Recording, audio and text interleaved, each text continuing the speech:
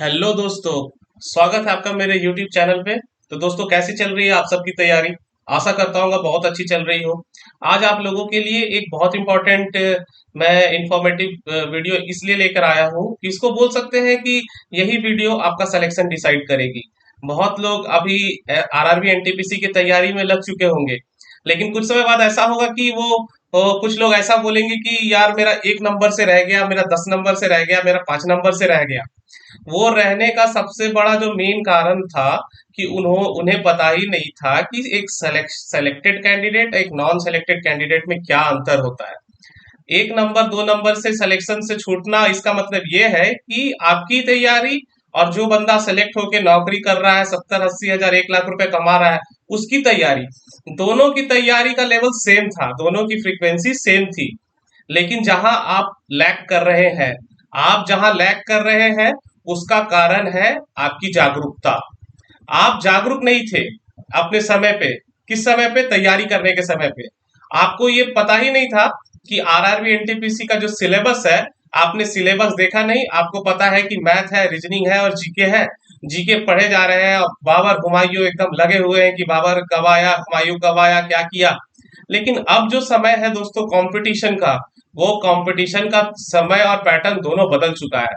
आपको static GK में महारत हासिल करनी पड़ेगी, और लोगों को पता ही नहीं है कि हमें स्टैटिक जीके को कैसे पढ़ना है, कहाँ से पढ़ना है, क्या क्या टॉपिक है। सबसे बड़ा जो प्रॉब्लम है कि उन्हें टॉपिक ही नहीं पता है कि स्टैटिक जीके में क्या क्या टॉपिक है, कितने टॉपिक है, कहाँ से पढ़े। तो दोस्तों, सब सवालों का जवाब मैं इस वीडियो में लेकर आया हूँ। मेहनत आपको करना है, सिलेक्शन आपको लेना है, गाइडेंस मेरा रहेगा और मैं एकदम सही गाइड करूंगा कि आपको कोई समस्या ना हो। ऐसा कोई बात नहीं बताऊंगा जिसको आपको समझ में ना आए, और अगर कोई समझना ही नहीं चाहे तो उसकी मैं गारंटी नहीं ले सकता हूँ। लेकिन अगर मैं जैसे जैसे बताऊंगा और अगर आप उस तरह से मेहनत करके ईमानदारी से एग्जाम दिए, तो एक बात मान लेना कि एक नौकरी आपकी पक्की होगी। इसका आप गारंटी मानिए। तो चलिए दोस्तों, ज्यादा कुछ ना बोलते हुए आपको मैं सीधे लेके चलता हूँ उन इम्पोर्टेंट 50 टॉपिक्स के तरफ जो आपको 50 दिनों में कवर करने हैं। अब कैसे कवर करना है, ये सब मैं बताऊंगा। अगर आपको कोई सोर्स चाहिए वो भी बताऊंगा। सोर्स नहीं चाहिए, खुद से मेहनत करेंगे। मेरा तो ये मानना है, खुद से मेहनत कीजिए। इंटरनेट है, यूट्यूब है, यूट्यूब पे कंटेंट की भरपार भरमार है। जो खोलिए, टॉपिक लिखिए, हर जगह मिल रहा है। फिर भी मैं आपको सही गाइड करूंगा कैसे करना है, कहाँ से करना है, कौन कौन सा टॉपिक है। तो 50 इंपॉर्टेंट टॉपिक्स मैं आपको लेकर आया हूँ। प्रयास कीजिए कि यही 50 दिनों में लगातार सिर्फ एक टॉपिक एक दिन पढ़िए। एक टॉपिक एक दिन पढ़ के भी आप 50 टॉपिक्स को कवर कर सकते हैं। और उसको मैं ये नहीं बोल रहा हूँ कि आप डेली याद कीजिए, कब भी याद करने की जरूरत नहीं है। इसी को बोलते हैं स्टैटिक जीके। याद करने का जरूरत बिल्कुल नहीं है। बस एक आपको रिवीजन करते रहना है। जैसे ही क्वेश्चन एग्जाम में आएगा, आप अपने आप उसका आंसर टिक कर दोगे, क्योंकि वो चीज आपके सबकॉन्शियस माइंड में सेट हो चुकी रहती है। कुछ चीजें ऐसी होती है कि आदमी कभी भूलता नहीं है। भले हिस्ट्री भूल जाए, भले ये भूल जाए, कोई भी क्वेश्चन भूल जाए हिस्ट्री का, लेकिन स्टैटिक जीके इसलिए नहीं भूलता है क्योंकि उसको रिलेट करता है कोई। अहमदाबाद के बारे में हम पढ़ेंगे तो वो अपने माइंड के थ्रू अहमदाबाद जाता है। 50 टॉपिक बताऊंगा, इसको अच्छे से प्रिपेयर कीजिए। अगर कोई भी दिक्कत होगी कमेंट कीजिए।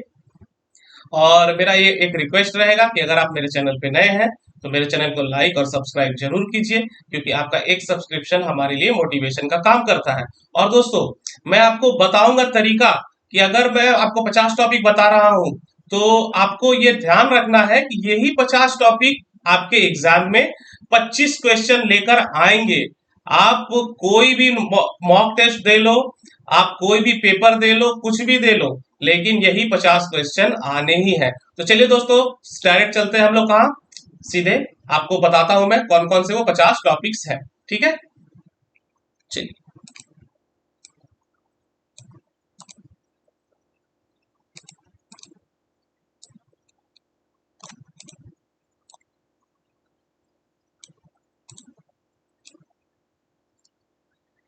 चलते हैं दोस्तों।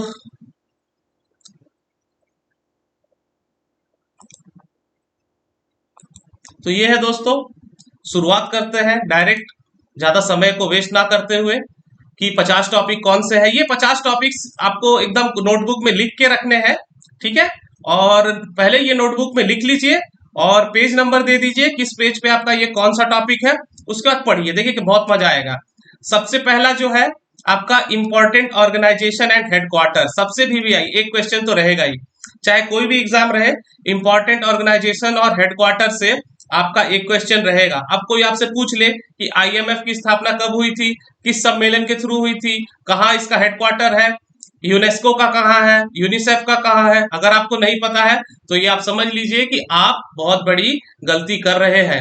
या तो आप तैयारी करना नहीं चाहते हैं या आप सही डायरेक्शन में आपकी तैयारी है नहीं। इसीलिए एक बार पढ़िए, सही पढ़िए और सिलेक्शन लीजिए। तो इंपॉर्टेंट ऑर्गेनाइजेशन एंड हेडक्वार्टर, उसके बाद जो आता है दोस्तों वो आता है सीएम और गवर्नर, बहुत इंपॉर्टेंट। आपको पता है अभी तुरंत विधानसभा चुनाव भी हुए हैं, एक क्वेश्चन इससे भी रहेगा ही। सीएम और गवर्नर, कोई आपसे अभी पूछ ले कि नॉर्थ ईस्ट में जो 7 सिस्टर्स है, क्या सभी के सीएम और गवर्नर आपको याद है?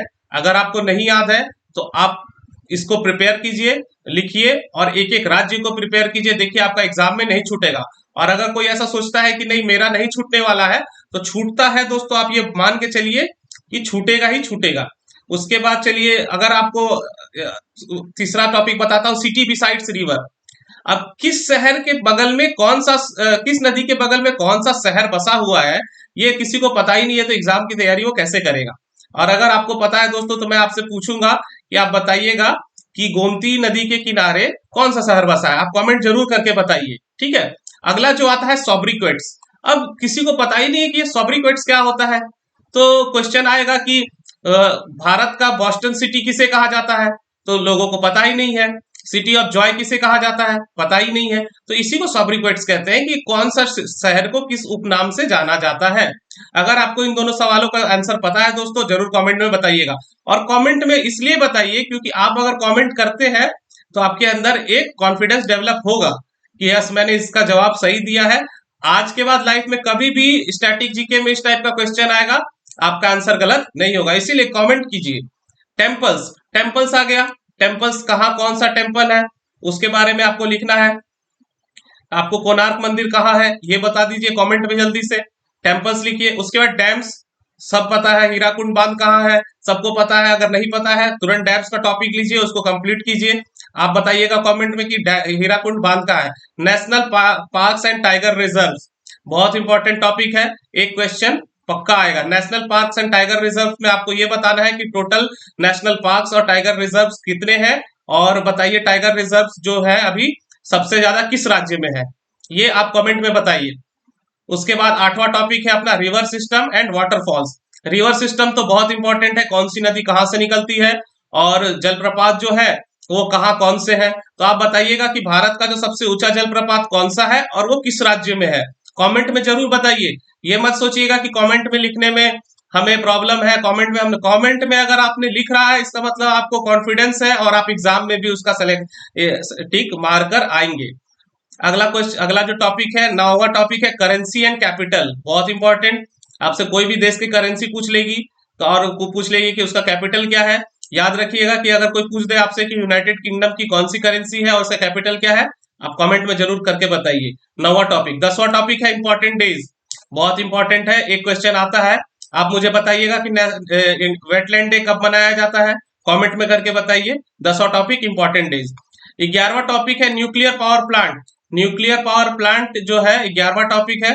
अब आप बताएंगे कि कमेंट में करके कि न्यूक्लियर पावर प्लांट में भारत में कितने हैं, ठीक है, और सबसे पहला कौन सा है, कमेंट करके जरूर बताइए। ये हमारा 11वां टॉपिक था। आप सब ये टॉपिक्स को नोटबुक में नोट करते रहिए और आपको ये कंप्लीट करना है।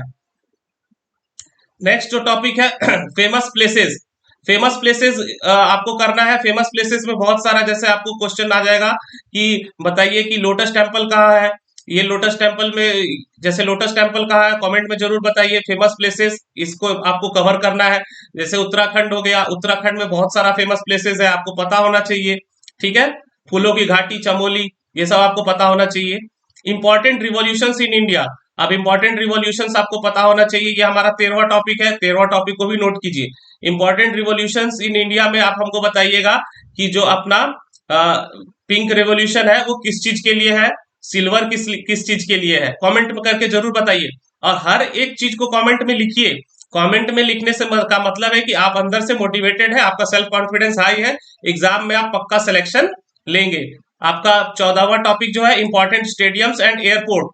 अब आप हमें बताइएगा कि इंपॉर्टेंट स्टेडियम्स में लेटेस्ट स्टेडियम इंडिया का कौन सा है जो सबसे ज्यादा सीटिंग कैपेसिटी के साथ बन रहा है। वाराणसी के स्टेडियम का क्या नाम है, और जो सावरकर जो है अपना एयरपोर्ट कहाँ है, कमेंट में बताइए। ये हमारा 14वां टॉपिक है। 15वां टॉपिक जो है हमारा रिसर्च सेंटर इन इंडिया। तो इंडिया में जितने भी रिसर्च सेंटर्स हैं आपको पढ़ना है कि कौन से रिसर्च सेंटर कहाँ पे है। आप हमें बताइएगा कि चावल के लिए जो अनुसंधान केंद्र है वो कहाँ है, कमेंट में करके बताइएगा। 16वां टॉपिक जो है हमारा बैंक सीएमडी एंड टैगलाइंस। जैसे आप हमें बताइएगा कि एसबीआई का जो है अभी सीएमडी कौन है और एसबीआई का मोटो क्या है, यही है टैगलाइंस। एग्जाम में आएगा, आपसे छूट जाएगा। 17वां है classical and regional dances. Classical dances and regional dances आपको कवर करना है। तमिलनाडु का आप हमें क्लासिकल डांस के नाम बताइए कमेंट में जरूर। उसके बाद आता है कैबिनेट मिनिस्टर्स। कितने कैबिनेट मिनिस्टर्स हैं, कहाँ कितने हैं, ये भी आपको सब पता होने चाहिए, कौन सा मंत्रालय किनके पास है। ये 18वां टॉपिक था। 19वां टॉपिक है बाउंड्री लाइंस। बाउंड्री लाइंस में है आपका कि कौन सी बाउंड्री लाइंस किस देश के साथ है। और ये बाउंड्री लाइंस बहुत ही वीवीआई टॉपिक इसलिए हो जाता है क्योंकि इस बाउंड्री लाइंस में आपका एक क्वेश्चन पक्का आता है। जैसे अब मैं आपसे पूछ लूं कि अमेरिका और कनाडा जो है कौन सी बाउंड्री लाइंस के साथ अलग किया हुआ है, आपको ये बताना है, ठीक है। लॉन्गेस्ट, हाईएस्ट एंड लार्जेस्ट बहुत इंपॉर्टेंट है। कौन सा सबसे ऊंचा पर्वत श्रृंखला है, हाईएस्ट, ठीक है। ये हमारा 20वां टॉपिक है। 21वां टॉपिक है important stock exchange and agencies. Stock exchange किसी देश की कौन सी स्टॉक एक्सचेंज है, ये आपको पता होना चाहिए। 22वां जो है हमारा इंपॉर्टेंट स्पोर्ट्स एंड ट्रॉफीज, आप सब ये नोट करते रहिए। 22वां है इंपॉर्टेंट स्पोर्ट्स एंड ट्रॉफीज। 23वां है आपका अवार्ड्स एंड फील्ड्स। कौन सा अवार्ड किसको मिला है, कौन से फील्ड में मिलता है, ये भी आपको लिखते चलना है। अगला टॉपिक है लेक्स। ये लेक्स बहुत इंपॉर्टेंट टॉपिक है, इसको कवर करिए, लेक्स। उसके बाद है नोट्स, ठीक है। हमारा जो करेंसी है वो करेंसी किस 2000 का करेंसी तो खैर अब बंद हो गया, 500 का करेंसी, 1000 का करेंसी तो अब बंद हो गया, 200 का करेंसीज में किसका पिक्चर है, ठीक है, कहा कौन से कलर का है, ये आपको याद होना चाहिए। Transport system, roadways and waterways. Transport system एक ऐसा सिस्टम है जिसके लिए एक क्वेश्चन बनेंगे, आप हमें कमेंट में बताइएगा कि नेशनल हाईवे 2 किसको किसको कनेक्ट करता है और नेशनल वाटरवे 2 किसको किसको कनेक्ट करता है। ऐसे ही क्वेश्चन आएंगे दोस्तों आपके एग्जाम में, और आपसे अगर दिक्कत हो गई आप गलत कर दोगे। तो ट्रांसपोर्ट सिस्टम और रोडवेज एंड वाटरवेज आप कमेंट करके जरूर बताएं। उसके बाद आ जाता है जो सबसे इंपॉर्टेंट है न्यूट्रिएंट्स एंड डेफिशिएंसीज। कौन सी विटामिन से कौन सा प्रॉब्लम होता है, ये बहुत इंपॉर्टेंट है, आपको ये समझना होगा। और ये सारे vitamin A, B, C, D, E, K, B1, B2, B3, B5, B7, B12, साइबोकोवालामीन, ये सब आपको जब मुझे याद है तो आपको भी याद होना चाहिए, इसलिए 28 नंबर टॉपिक्स को नोट कीजिए। और आप मुझे ये बताइएगा कि विटामिन B1 का क्या नाम है, ठीक है, कमेंट करके जरूर बताइए। PM and presidents. PM and presidents बहुत इंपॉर्टेंट है।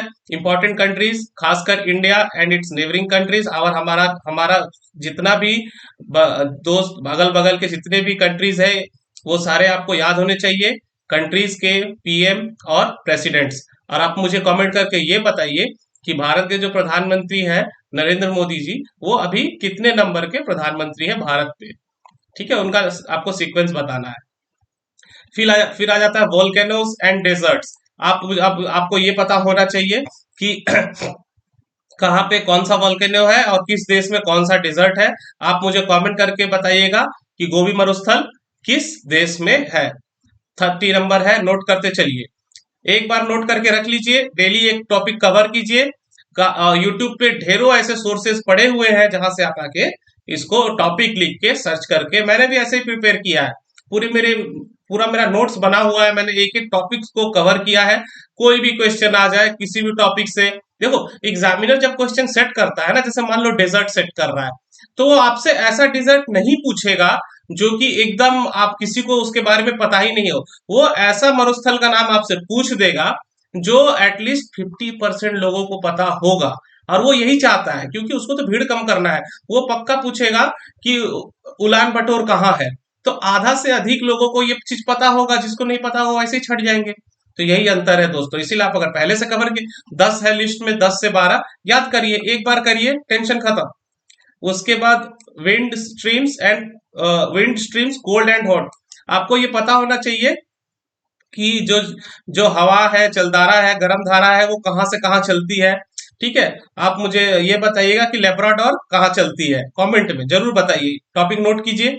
उसके बाद है नेशनल सिंबल। जो भी नेशनल सिंबल है हमारा, उसके बारे में आपको सब कुछ पता होना चाहिए, एग्जाम में पूछ देगा। ठीक है। सत्यमेव जयते कहाँ से लिया गया है, आप ये जरूर कमेंट करके बताइए। ये हमारा 32वां टॉपिक है। तो उसके बाद 33वां जो टॉपिक है, parliament, high court and supreme court. आपको संसद के बारे में सब कुछ पता होना चाहिए। हाई कोर्ट में के बारे में, उसके चीफ जस्टिस और चीफ जस्टिस ऑफ इंडिया के बारे में पता होना चाहिए कौन है। आप मुझे बताइएगा कि अभी भारत में कुल कितने हाई कोर्ट है, कमेंट करके बताइए। कमेंट जरूर कीजिएगा दोस्तों, ऐसा मत सोचिएगा कि मैं क्यों कमेंट करूं। कमेंट करने से आपका सेल्फ कॉन्फिडेंस डेवलप होगा। कहीं भी अगर आप आंसर दोगे, आपके सबकॉन्शियस माइंड में वो आंसर जाके फिट हो जाएगा। कभी भी उस टॉपिक से या किसी भी टॉपिक से क्वेश्चन आएंगे, आपका वो सबकॉन्शियस माइंड काम करने लगेगा। लोग बोलते हैं ना कि पहले तो मैंने उस क्वेश्चन का आंसर को टिक किया था, फिर बाद में मैंने आंसर चेंज किया तो मेरा गलत हो गया। यही सबकॉन्शियस माइंड होता है, वो पहले आपको सही जगह लेकर जाता है, बाद में आप गलती करते हो अपने सोच के बदौलत। 34वां टॉपिक आता है तो दोस्तों, रिपोर्ट्स एंड ऑर्गेनाइजेशंस। बहुत इंपॉर्टेंट है कि कौन कौन से रिपोर्ट है, कौन कौन सा ऑर्गेनाइजेशन है। जैसे मान लीजिए आपसे पूछ दे, हैंडली पासपोर्ट जो है आपका, वो इंडेक्स जो है, वो हैंडली पासपोर्ट कौन जारी करता है, ऑर्गेनाइजेशन कौन सा ऑर्गेनाइजेशन है, यूएनडीपी कौन सा इंडेक्स जारी करता है। तो आपको ये चीज पता होना चाहिए कि कौन सा रिपोर्ट कौन सा ऑर्गेनाइजेशन जारी करता है। SDG goal, SDG goals and there objective. अब आपको एसडीजी गोल्स पता ही नहीं है कि सस्टेनेबल डेवलपमेंट गोल्स टोटल कितने हैं, तो आप कैसे बताओगे। तो जो जितने भी सस्टेनेबल डेवलपमेंट गोल है, वो आप नोट कीजिए और आप मुझे कमेंट करके बताइए कि टोटल गोल्स कितने हैं, और उसमें जो है वाटर के लिए कौन सा सस्टेनेबल डेवलपमेंट गोल है। उसके बाद जो 36वां टॉपिक आता है, वो सेंसस आता है, सेंसस 2011। अब आपको सेंसस 2011 के बारे में सब कुछ पता होना चाहिए। एक क्वेश्चन देखिएगा हमेशा इस टॉपिक से रहता है, और आप मुझे बताइएगा कि आज तक जितने भी सेंसस हुए हैं, उसमें सबसे ज्यादा दशकीय वृद्धि पॉपुलेशन में किस वर्ष हुआ है, कौन से सेंसस में। कमेंट करके जरूर बताइए, बहुत इंपॉर्टेंट क्वेश्चन है। उसके बाद है आपका missile defence system and military exercise. एक क्वेश्चन डेफिनेटली आएगा। मिसाइल डिफेंस सिस्टम आपको पता होना चाहिए कि भारत का जो है, आप बताइएगा मुझे कि मिसाइल डिफेंस सिस्टम में कौन कौन से मिसाइल है, कमेंट करके जरूर बताइए। मिलिट्री एक्सरसाइजेज में आप लिखिए, और मुझे ये बताइए आप कि अभी जो क्रूज मिसाइल होता है, ठीक है, क्रूज मिसाइल और आपका क्रूज मिसाइल जो है, उसका काम क्या होता है, अगर आप कमेंट करके बता सके तो ये भी बहुत अच्छा है। ठीक है। उसके बाद जीआई टैग, जीआई टैग बहुत इंपॉर्टेंट एक क्वेश्चन डेफिनेटली। 38वां टॉपिक है। 39वां है फेस्टिवल्स। फेस्टिवल्स याद रखिए, किस राज्य का कौन सा फेस्टिवल है, बहुत इंपॉर्टेंट। इंपॉर्टेंट अपॉइंटमेंट्स, आपको अपॉइंटमेंट्स पूरे याद होने चाहिए। आप मुझे अभी कमेंट करके बताइएगा कि अभी जो है फाइनेंशियल एडवाइजर भारत सरकार के कौन है। माउंटेन रेंज, माउंटेन रेंज पूरे याद होने चाहिए आपको। ठीक है। हिमालयन माउंटेन रेंज बताइए आप हमें कि किस लेवल, उसका सीक्वेंस क्या है। हिमालयन है, तो उसके बाद जास्कर है, क्या है, ठीक है, तीरपंजाल है, उसका पूरा सीक्वेंस कमेंट करके जरूर बताइए। उसके बाद जो 42 टॉपिक है, 42वां, वो ओशियन है। आपको सारे ओशियंस के बारे में पता होना चाहिए। उसमें कौन कौन से छोटे छोटे, जैसे डियोगो गार्सिया, ये कहाँ है, किस महासागर में है, तो ये आपको कमेंट करके हमें बताइए और आप इस टॉपिक को कवर कीजिए। उसके बाद इंपॉर्टेंट आर्टिकल्स जितने भी हैं, एक टॉपिक रहेगा, एक क्वेश्चन तो रहता ही है, पूछ देगा आपसे कि सुप्रीम कोर्ट के लिए कौन सा आर्टिकल है, जरूर बताइए। रिट एंड कॉन्स्टिट्यूशनल अमेंडमेंट्स, कितने रिट है भारत के, कमेंट करके बताइए। कॉन्स्टिट्यूशनल अमेंडमेंट्स अभी तक कितने हुए हैं, ये बताइए। ये बहुत इंपॉर्टेंट टॉपिक है, इससे भी एक क्वेश्चन रहता है। अब आ गया स्पोर्ट्स, स्पोर्ट्स टर्मिनोलॉजी। अब स्पोर्ट्स टर्मिनोलॉजी में एक पूछ लेगा कि ड्यूस शब्द का इस्तेमाल किस खेल में किया जाता है। अब आपको पता नहीं है ड्यूस शब्द, आप ड्यूस बॉल समझ के क्रिकेट मार दीजिएगा, गलत हो जाएगा। ठीक है, आप बताइएगा कि ड्यूज शब्द का इस्तेमाल किस खेल के लिए करते हैं। ये 45वां टॉपिक है। 46वां टॉपिक में आपका आ गया वही इंपॉर्टेंट इंडेक्स। फिर से मैं पूछता हूं कि हेनली पासपोर्ट इंडेक्स में भारत का कौन सा रैंक है, आप हमें बताइए। एसडीजी में सस्टेनेबल डेवलपमेंट में भारत का कौन सा रैंक है, कमेंट करके जरूर बताइए। ये 46वां टॉपिक है। टोटल मैं 50 टॉपिक बता रहा हूं दोस्तों। बहुत मेहनत लगता है ये सब चीज करने में, बस आपके लिए, क्योंकि एक बार ये प्रिपेयर हो गया तो सोच लीजिए कि जो आपका सबसे बड़ा प्रेशर है कि जिसमें आपको 25 में 26 सवाल इससे आएंगे, अगर मान लीजिए 35 में से, बाकी तो सिर्फ करंट अफेयर्स है, फिर करंट अफेयर्स आपको पढ़ते ही रहना है। बुक एंड ऑथर्स एकदम पढ़ते रहिए, और आपको पूरा बुक्स एंड ऑथर्स पता होना चाहिए। आप एक बुक का नाम बताइएगा, आई एम नॉट ए मसीहा किसने लिखी है, कमेंट में जरूर बताइए किसके लिए भी है, किसने लिखी है। अब रामसर साइट्स, टोटल कितने रामसर साइट्स हैं इंडिया में, कमेंट करके बताइए। 48वां टॉपिक वीवीआई टॉपिक, एक क्वेश्चन आएगा रामसर साइट्स से सबसे ज्यादा किस राज्य में है, अगर ये भी अगर कोई कमेंट करके बताता है तो बहुत अच्छी बात है। ब्लू फ्लैग बीचेस, ये ब्लू फ्लैग बीचेस जो है, अब ये क्वेश्चन आ गया कि भारत में कुल कितने ब्लू फ्लैग बीचेस हैं, लोगों को पता ही नहीं है कि ब्लू फ्लैग बीच क्या होता है। इसीलिए ये चीजें बताई जा रही है कि जो 1-2 मार्क्स से छटते हैं ना, वो यहीं से छटते हैं। पूछ देगा कि शिवराजपुर बीच कहाँ है। अभी लक्षद्वीप में 2 नए बीचेस को ब्लू फ्लैग बीच का दर्जा दिया गया है, वो कौन से बीच है। तो या ये सब जो है ये हमें पता है, क्योंकि ये सब पूछता है और हम लोगों ने प्रिपेयर करा था, इसलिए हमारे मार्क्स अच्छे है। यही मैं चाहता हूं कि आपके भी कहीं छूटने नहीं चाहिए। आप मुझे कमेंट करके बताइएगा कि टोटल कितने ब्लू फ्लैग बीचेस है, कमेंट में बताइए। अगर नहीं पता है तो सर्च कीजिए, फिर आंसर दीजिए। 50वां जो टॉपिक है इंपॉर्टेंट कमीशन, कौन कौन सा कमीशन है जो भारत में कब कब आया है, उसके लिए उन्होंने किस जैसे बैंकिंग सुधार के लिए कौन सा कमीशन था, कमेंट करके बताइए। तो मैं आपको एक एक टॉपिक का एक एक एग्जांपल इसलिए बता रहा हूं कि जिससे आपको पता चल सके कि इस टॉपिक में क्या है। अब आप जब ये चीजें प्रिपेयर कर लोगे ना, 50 टॉपिक्स, तब आपके अंदर का जो सेल्फ कॉन्फिडेंस डेवलप होगा, क्योंकि आप फिर कोई भी मॉक मारो, हर मॉक में आपका स्कोर जो है वो 75 एबव जाएगा ही जाएगा। पहले ये 50 टॉपिक को कवर कीजिए, दिन भर मैथ्स बनाइए, रीजनिंग तो आपका मॉक से ही हो जाएगा, करंट अफेयर्स पढ़ते रहिए। श्योर शॉर्ट सिलेक्शन है, इस अगले साल आपके पास भी एक नौकरी होगी, क्योंकि मैं हमेशा से कहता हूं कि एक नौकरी पूरे परिवार की किस्मत बदल देती है। अगर ये आपको टॉपिक और आपको वीडियो इंफॉर्मेटिव लगा होगा तो मेरे साथ जुड़ जाइए, और मेरे साथ जुड़ जाइए। मैं ऐसे ही छोटी छोटी जो टेक्निकल चीजें होती हैं जो लोग गलती करते हैं, मैं बहुत सारी चीजें ला सकता हूँ वीडियो में कि आप ये पढ़ लो वो पढ़ लो, फिर जिसका कोई आउटपुट नहीं है, लेकिन इसका बहुत बड़ा आउटपुट है। 50 डेज में 50 टॉपिक्स जैसे ही आप कंप्लीट करोगे टारगेट लेके, श्योर शॉट आपका सिलेक्शन होगा। अगर ये बात है आपको, अगर ये वीडियो आपको इन्फॉर्मेटिव लगा हो दोस्तों, तो मेरे चैनल को सब्सक्राइब और लाइक जरूर करें, ज्यादा से ज्यादा शेयर करें, जिससे ज्यादा से ज्यादा लोगों के पास ये वीडियो पहुंच सके। तब तक के लिए बाय और जय हिंद दोस्तों।